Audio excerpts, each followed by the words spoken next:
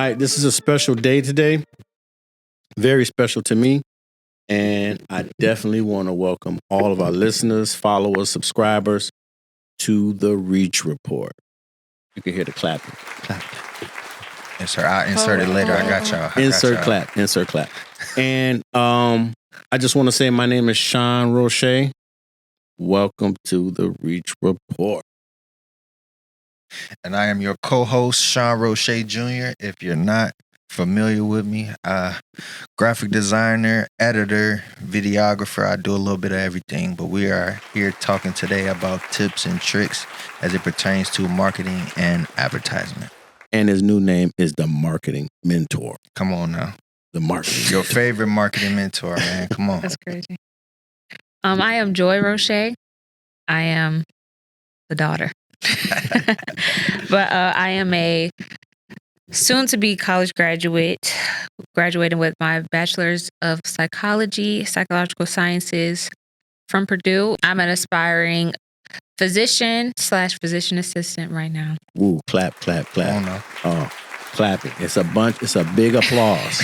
Big applause. Okay. Yes, so I am an aspiring medical professional, but I also have aspirations for business and business development, business ownership. So, yeah. That's awesome. Mm-hmm. That's awesome. Right. So I am the guest host. Yes, she is. Correct. So as the guest host, today we're going to be talking about the user experience and how they are tailored to me. So I'm sure they're going to get into exactly the style and the purpose of this podcast, but I will be pretty much navigating the podcast today, and it will be mostly from my perspective as well. Man, she Okay. has been here before, Sean. She has to be. She has been here before. She had to have been around the block a couple times. That sounds like Philip, but yes. I was about to say something churchy. Okay. Yeah, God is in the building. God is in the Yes, building. amen. Okay. So basically, we want to start by understanding, well, I guess I could introduce myself a little bit more in terms of my business acquisitions. And I would say that in medicine, a lot of times, it is what do they call it, monopoly? It's a monopoly. So you have a lot of very rich people owning the medical field, but even some of the highest paying jobs are in medicine, but they also do not scratch the surface of how much people are making in the medical industry when it comes to ownership, when it comes to just the possibilities of owning and the possibilities of being able to make business decisions in medicine. It highly pays off way more than some of the positions that are the field forward, I guess I would be saying. So explain, if you guys could, a little bit about user experience and why it's crucial for someone like me I'm very much in entry-level positions when it comes to medicine. I'm just graduating, meaning I'm in a position where I am about to start gaining substantial income. So to know what to do with that in terms of what my goals are in business. And I would say for right now, we can break it down to my goals being mainly like a local clinic or something like that, or like a local clinic, maybe even freelancing, some type of trainer experience, some type of wellness coach, some type of even a home nurse or something like that. Somebody going off necessarily being in the mix of all of it, mix of the corporate Americas, and maybe wanting to be more of a freelancer or a private contractor. Okay. Well, I'm going to jump into that subject matter because out of the two of us, I'm the user experience designer. And I love the fact that you're coming from a medical industry aspect of the conversation, because user experience is everything. Mm. It literally is everything. Prime example, I'm getting ready to blow your head up. Handicap accessibility is user experience. Mm-hmm. How do I know what a person goes through that's handicapped? Mhm. I have to divulge into that person's experience, whether I'm at the height of a wheelchair, Yeah. whether I have scenarios where I'm incapable of using my right leg, right arm, left arm, or Mhm. whatever else Mhm. I may have a handicap in.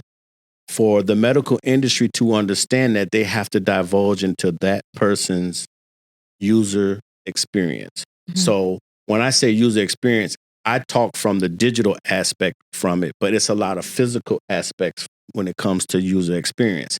How a door opens for a person that may be handicapped. Mhm. If it's push, pull, if it's electronic, if it's self-opening, Mhm. all those things have to be thought through by somebody that's using some form of psychology. Right. Right. So for me, I like to speak from that aspect of it and try and show people that when you're in business, you can always push and you sit back and say, hey, I got this budget and I want to use this amount of money to progress my business forward. Mhm. But you can't put that before user experience, because then you're saying that the profit margin has a priority over user experience, and you will never succeed in business. Yes, you will hit a ceiling. You can still be successful, but in order to really gain that full success, you got to break it down to what are they seeing a person that's using my product or service? Mhm. What are they experiencing when they use my product or service? And then able to break that down, whether it's digital or physical. So that's why I like to speak from that aspect of it and be able to entertain that in conversations that I have with customers, so they fully understand exactly what it is and they're able to truly benefit from it. Especially from a young person like yourself, when you really divulge into thinking that way, it's like no way you can't reverse it.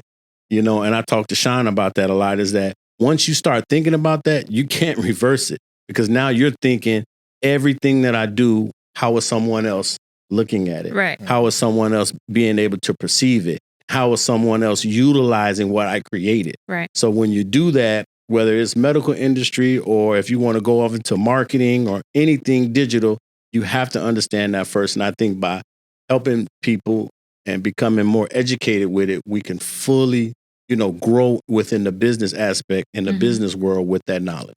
Okay, so let me ask you, because I think when it comes to, I don't know everything that it means to be in medicine and what it means to run a successful hospital at all. But I would say that I think a lot of people are kind of archaic when it comes to their mindset about what a user experience is. They have their brochures, they have their pamphlets, they have different things like that, but they don't necessarily, it's not even necessarily understanding the digital age, because we know that we're in a digital age, but they don't see I wouldn't say the benefit of the investment of that. I would just say that it's not ingrained in society yet.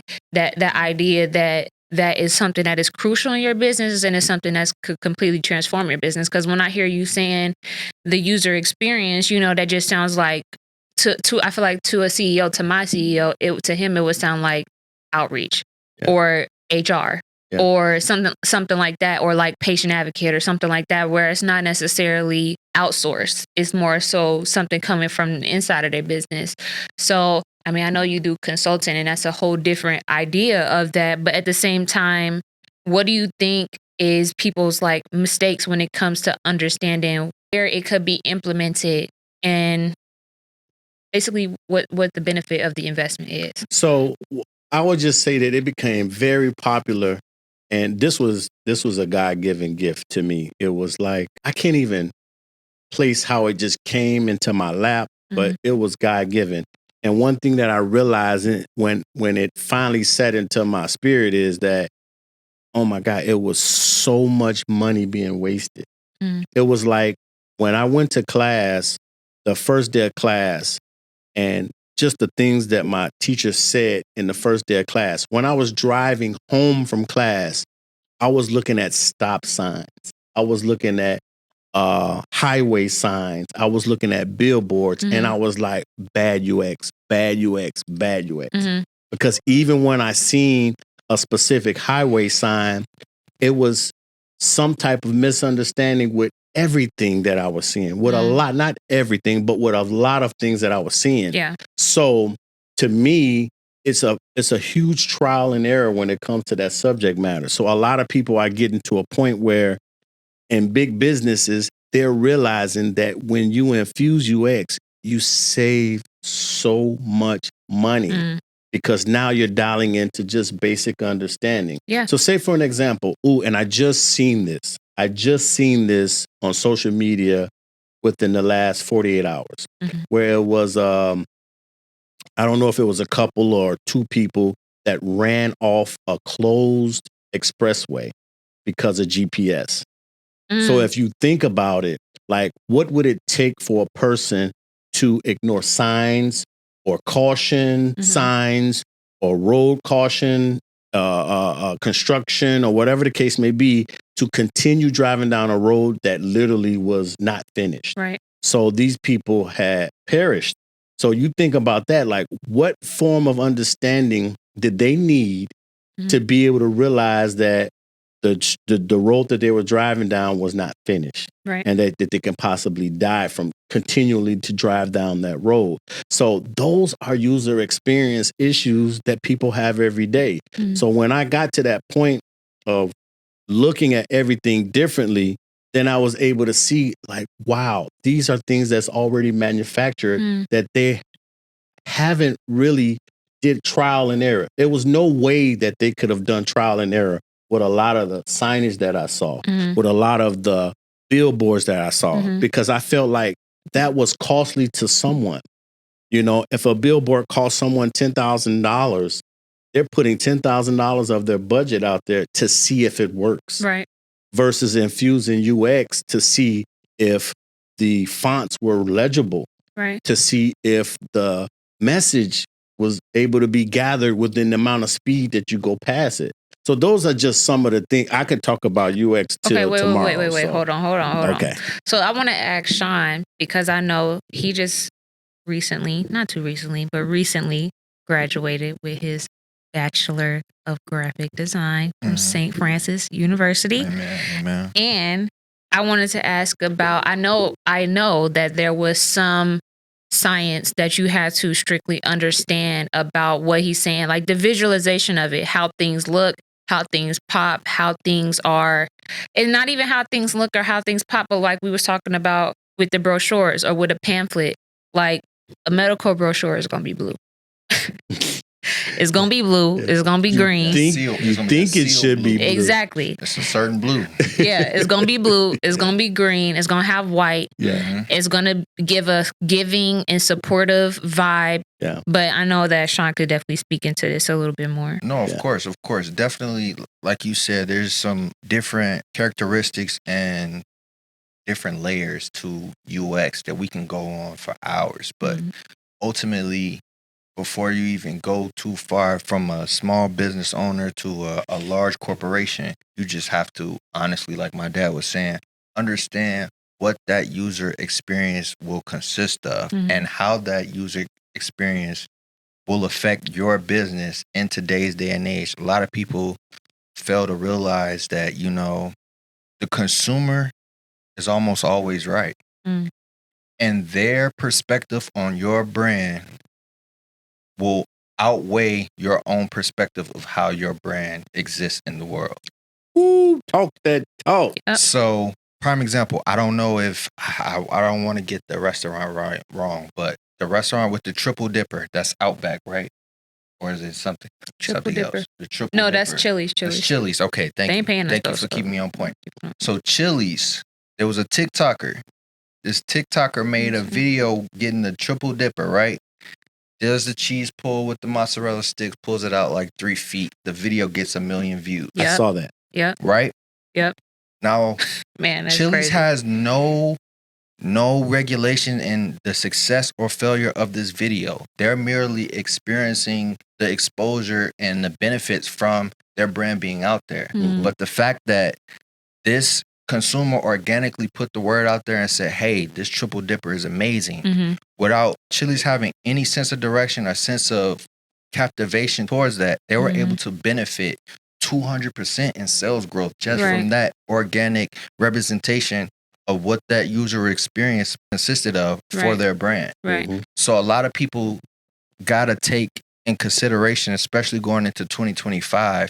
Hey, how can I highlight the consumer experience of my service and good, Right. and make sure that that mindset or that mission statement towards that experience is in unison, where from the staff to the community that dissolves from it. Right. Right. So, when we're talking about social media, when we're talking about online, first off, I just want to mention this thing that I know about psychology, that there are specific colors that literally switch out the mood or the what is it called, the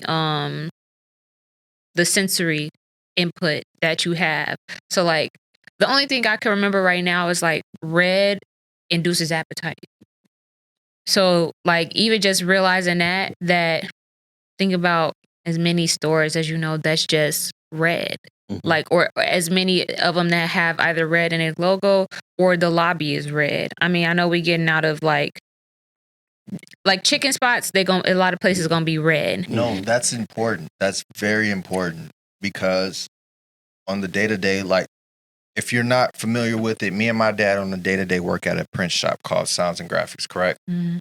Now, countless times, I can't even count on my hands and toes, his hands and toes, her hands and toes, on the amount of times that people are full-fledged in business and they're missing these key component elements of their brand, and they're still confused on why am I having problems with success, with marketing growth, with the expansion, etc. But it comes down to those pinnacle parts, like she just said before. You might have this element of your brand of business. Your branding might be red, and you're conducing somebody to be hungry, but your brand is about dieting. Yeah. So it's like Yeah. really understanding the foundation you're creating to be able to appeal to your target audience. Otherwise, you're kind of working backwards. Yeah. And you're not giving us, the foundation to be able to put you out there and elevate. That's why a lot of times we try to start off clean slate and give people that understanding and that knowledge to be able to know the building blocks to success comes from that foundation of knowing what you're bringing to the table. Expertise. Because I mean, Dad has had a decade of experience in this field. We have degrees. So when it comes to stuff like that, it's not just what the normal person would think or what somebody would just look at and assume is supposed to be this way. But when you have somebody that is of expertise when it comes to making sure that things are the way that they need to be, then like he said, you are saving money rather than seeing it just as an expense. And that's really, I know that that's business tactic, is that you can't always make it seem like you're doing things at a discount for people to want to come to be with you, because you have to understand your worth and still sell your worth in a way that is like, I'm not giving you a discount, but if you do your business with me, you'll be benefiting in the long run, and no matter what price I give you. So when we're talking about, like we said, with social media and online, getting found online is a big thing, because I mean, you can tell when your favorite app goes to being ads and having, what is it called? Like they just have ads basically. So there's a free version of your app.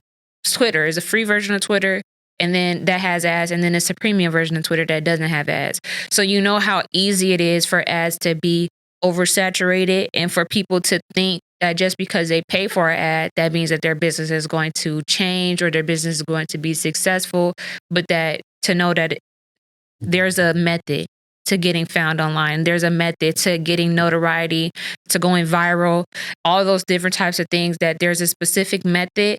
And even though it's not necessarily always behind a paywall, how some people do feel as if like, it's random and people go viral just off of their own strength. When it comes to business and when it comes to structuring your business around your mission and different things like that, what tips do y'all have? Not even what tips do y'all have, but how can y'all break it down of like what it means to get noticed or to be found online? Well, I'm gonna I have a thing that came to my mind when you said that, because this was something that came across to me in another business. And then it really just struck me as something that was very important, but I was able to look at it for what it was worth. It was a business that was on the East Coast that had a large following, right? Follow me. And this business were deleting their followers. And they were deleting their followers because they didn't want their followers to be outside of their community and outside of access to them. So they were saying that a small business should not have 1 million followers if their location is in rural Northwest Indiana. Right. Because there's not 1 million residents in rural Northwest Indiana. Now, if you're downtown Chicago, Michigan Avenue or something like that, then yes, 1 million people can have access to you. So what he was explaining is that by making sure that he just confined his followers to the people who had access to him, now he's basically saying that anything that he does on social media was given to individuals who have access to him. Because if I'm going to create posts and advertisement through social media, and it can be costly, social media nowadays, I think a lot of people don't understand that social media has almost surpassed the cost of building a website. To maintain social media accounts costs more than an actual website build. So people are getting to the point where they're thinking that when they have a business, that it's an easy scenario to be engaging people on social media. So when you want to make sure that every post is a conversion, that's how we're taught, that we want every post and every interaction to be a conversion, converting them to an actual customer that can buy a product or purchase a service. So I think that people have to have that full understanding when it comes to social media, because guess what? Someone that studies it as much as I do, as much as my son do, it's so much more to learn. Right. It's so much more to learn. You don't give up. You just stay adamant at it. And you almost got to divide your business structure and your social media from everyone else's. Don't think that, especially when it comes to entertainment, and me and my son, we say likes don't pay. So a person that may have an entertainment-based social media account, you shouldn't run your social media like they would. Right. It has to be a difference and a different model that you should be doing. And again, Sean, he looks at social media in a different limelight that I do because of the age difference. Yeah. But he has a lot to speak on that, and I think that he could definitely address it too. Hold on, let me set up a question for him too. So when he's talking about social media and he's saying in a business sense, I want to mainly talk to the viewers and really anybody watching, because I know that y'all's circle is mostly corporate and small businesses, but I feel like the basis of it may be just within our community as well, that, this is for people selling mugs, or like somebody having a fully online business, or them drop shipping or stuff like that, or like having their own, just an entrepreneur altogether, not necessarily in the corporate world or in a structured small business, but also that knowing that is what y'all are talking about, also to say that in a way that almost that y'all are not for just everybody, in the sense that I know that y'all are for everybody, but in the sense of like, yes, no, it's okay. No, we're gonna continue, because I think I want to say this so Sean could jump right into it. There's parts to it that are universal, and there's parts to it that are not universal. Right. I always say that the internet is so big that it is 1 million communities in the internet. Right. And when you think of it that way, it's a community just for me. Right. Yeah. It's a community just for me in social media. So I got to understand that aspect of it, and I can grow laterally from that. Right. And you do the same thing on social media. So again, Sean, I definitely know when I put it that way, he could speak on it. Yeah, 100%. So just to piggyback on what you're saying, as far as like the communities, that is very much so true. And then I can kind of like bring it home to your point of view, whether it's how can it be beneficial from, your. I'm starting this out today. I just got an LLC. This is my business versus I have LLC corporation, not for profit, etc. Because this can apply to small and large. But essentially, going into social media marketing, one thing for sure is understanding what pool of community that you are essentially targeting, understanding what that targeted audience consists of, and then to piggyback on what you were saying, how can you curate your own community amongst this larger pool of people?